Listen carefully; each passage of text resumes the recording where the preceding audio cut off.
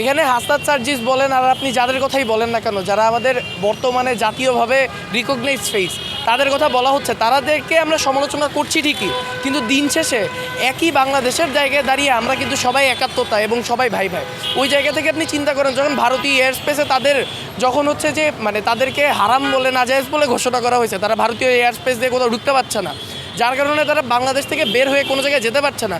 এটা আসলে সরাসরি ভারত থেকে উস্কানিমূলক একটা আচরণ বাংলাদেশের মানুষকে এবং বাংলাদেশের ছাত্র জনতাকে বিভিন্নভাবে উস্কায় দেওয়ার ক্ষেত্রে।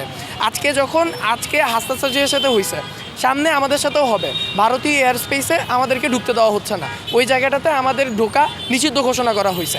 এই জিনিসটা সরাসরি আমরা মনে করি এটা ইনডিরেক্ট থ্রেট টু বাংলাদেশ।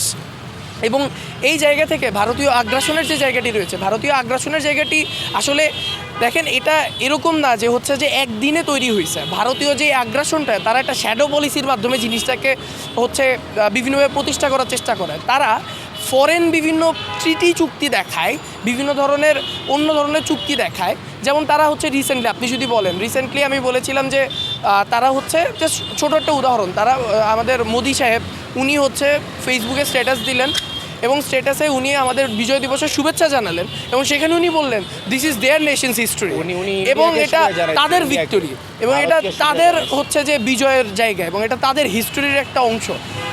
দুইটা জিনিস, প্রথম কথা, এখানে তারা একটা পজিটিভনেসের পরিচয় দেখাইছেন। তারা দেখাইতে চাইছেন যে এই রাষ্ট্রের সার্বভৌমত্ব এবং এই রাষ্ট্রের সার্বিক যে দায়িত্বর জায়গাটা এবং বিজয়ের জায়গাটা, এটা তারা ওন করে, আমরা ওন করি না। এক, দ্বিতীয়ত তারা এটা দেখাইতে চাইছেন, তারা একটা স্পষ্ট বার্তা দিয়েছেন যে এখান থেকে আমাদের বর্তমানে আমরা যে ফ্যাসিস্টদেরকে যা আমরা বিতাড়িত করেছি বাংলাদেশের মাটি থেকে, তারা তাদেরকে শেল্টার দিচ্ছে এবং শেল্টার দিয়ে তারা তাদের পুনর্বাসন করে আমাদের দেশে বিভিন্ন মোড়কে বিভিন্ন ধরনের মতাদর্শ এবং বিভিন্ন ধারায় তাদেরকে নিয়ে আসছে। কবি জীবনানন্দ দাশ একটা কথা বলেছিলেন, আবার আসিব ফিরে ধানসিঁড়ির তীরে। তো আসলে আওয়ামী লীগের ক্ষেত্রেও সেম ঘটনাটাই ঘটছে। ওনারা আবার আসতে চাচ্ছেন ফিরে, এবং ওনারা ফিরে আসতে চাচ্ছেন বিভিন্ন মতাদর্শে, বিভিন্ন ধারকে, বিভিন্ন মোড়কে। তারা আওয়ামী লীগ নাম নিয়ে আসতে চাচ্ছেন না, তারা আনসার হয়ে আসছে, তারা রিক্সাওয়ালা হয়ে আসছে, তারা ছাত্র হয়ে আসছে, তারা দল হয়ে আসছে, শিবির হয়ে আসছে, ইসকন হয়ে আসছে। তারা বিভিন্ন জায়গা থেকে বিভিন্নভাবে রাজনৈতিক মোড়কে তারা আসছে। রাজনৈতিক মোড়কে না ঢুকলে তারা সাধারণ জনতার মোড়কে আসছে। এই জায়গাগুলো ভারতীয় আগ্রাসনের শ্যাডো পলিসির মাধ্যমে বিভিন্নভাবে এটাকে আপনাকে এক প্রকার গাল ভরা একটা নাম দিয়ে তারা বিভিন্নভাবে বাংলাদেশের উপর চাপিয়ে দিচ্ছে। এই জায়গা থেকে আমরা একদম সরাসরি প্রতিবাদ জানাই এবং ভারতের এই অবস্থানকে আমরা নেক্কারজনক ঘটনা এবং নেক্কারজনক যে অবস্থানটা, সেটার প্রতি আমরা প্রতিহত করার চেষ্টা করছি এবং প্রতিহত করেই ছাড়বো। এই বাংলাদেশের মাটিতে যারা আমাদের বাংলাদেশের ভাই বোনদেরকে, যা ছাত্র জনতাকে ভারতীয় এয়ার স্পেসে নিষিদ্ধ ঘোষণা করেছে, বাংলাদেশি এয়ার স্পেসে আমরা চাই যে তাদের ওই দালালরা যাতে আমাদের এখানেও নিষিদ্ধ ঘোষণা হোক, তারা যাতে এখানে ঢুকতে না পারে। কারণ তারা ঢুকতে পারলে এই বাংলাদেশের মাটিতে স্বৈরাচারের ঘাঁটি আবার তৈরি হবে।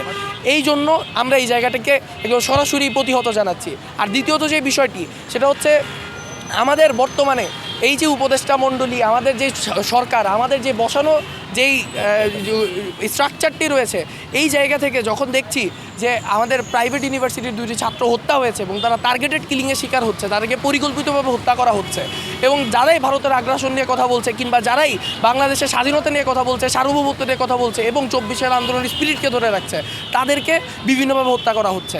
রাস্তায় তাদেরকে পরিকল্পিতভাবে ধরে নিয়ে যাওয়া হচ্ছে, কুপিয়ে হত্যা করা হচ্ছে। কিন্তু সেটা নিয়ে আজকে আমাদের উপদেষ্টা মণ্ডলীরা কিংবা আমাদের সরকার এবং আমাদের ঢাবির কেন্দ্রীয় সমন্বয়ক তারা চুপ।